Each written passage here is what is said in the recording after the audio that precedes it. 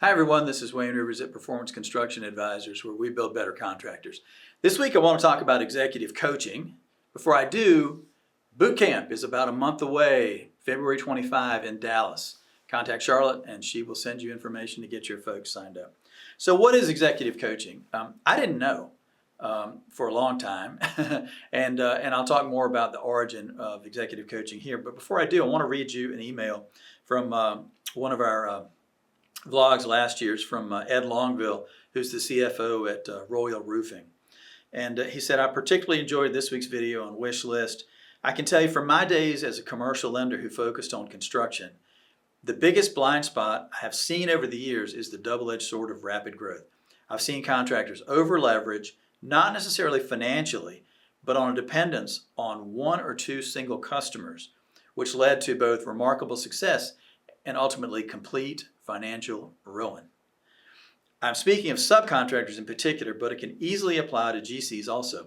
The blind spot for subs in particular is the lack of a true view into the financial capacity of an owner or a GC with whom they may be working. Great perspective from a former banker, a current CFO. We have a solution potentially for that.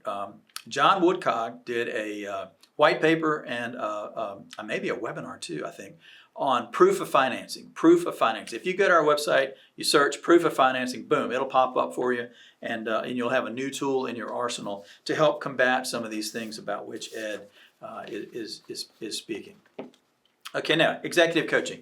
How did I learn about executive coaching? Well, we hired a guy. We had Rob Hoover, since retired, but Rob was a tremendous talent and tremendous blessing to us.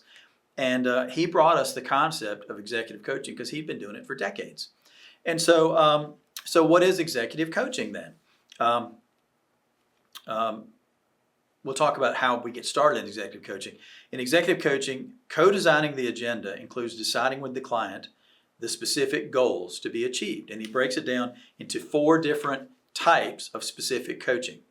1, coaching for skills. Coaching for skills focuses on a specific task or project. It could be a method, strategy, or behavior that correspond with success on that particular project. Number 2, coaching for performance. This helps people improve in the context of their career or their personal life. A great deal of executive coaching has to do with personal life. We're pretty good at work.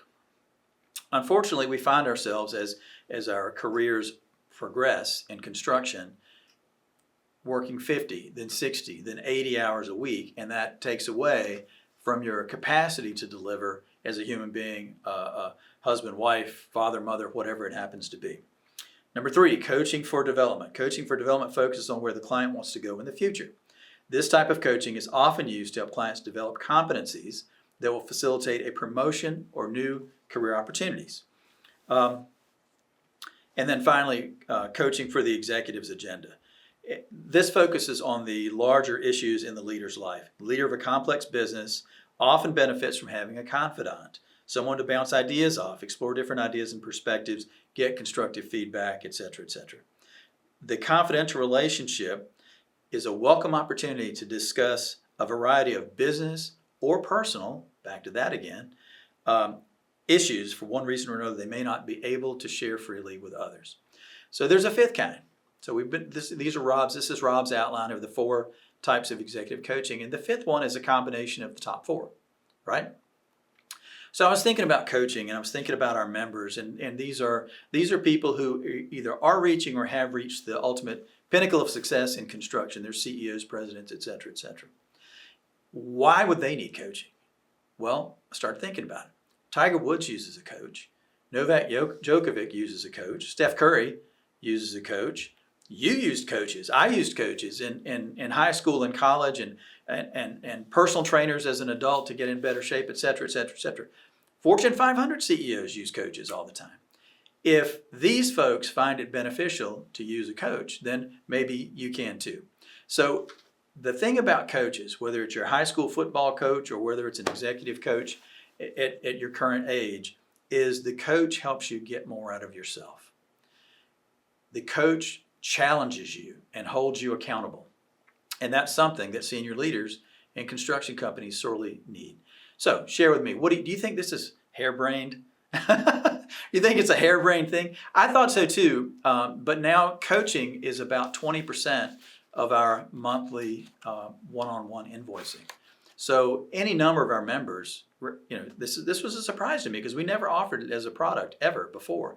But now a great number of our members hire some of our guys for executive coaching. It's really, I didn't know what to expect, and here we are. So let me know what you think. wrivers@performanceconstruction.com. Is this foolish nonsense, or is it something of real value? This is Wayne Rivers at PCA, where we build better contractors.